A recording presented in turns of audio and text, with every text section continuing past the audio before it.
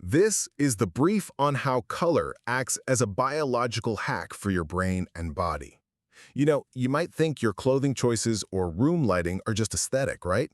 But color is actually this silent language literally controlling your hormones, your sleep, and your focus. First, let's look at the science of wavelengths.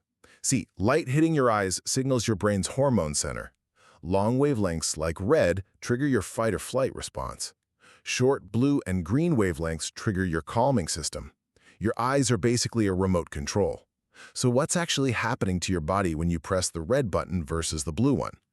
Second, let's optimize that home office.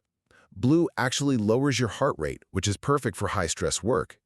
Green reduces eye strain and naturally sparks a creative flow state. Are you staring at a blank, stressful wall right now when you could literally trick your brain into focus with just a green plant or a new desktop wallpaper? Finally, let's tweak your daily habits. Your eyes are super sensitive to blue light, so late-night screens trick your brain into thinking it's midday, completely crushing your melatonin. The fix?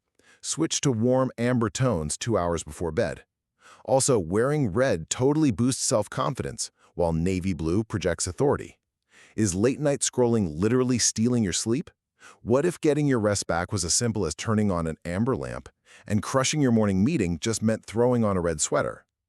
By getting intentional with the spectrum around us, we can stop being passive observers and absolutely start architecting our own moods.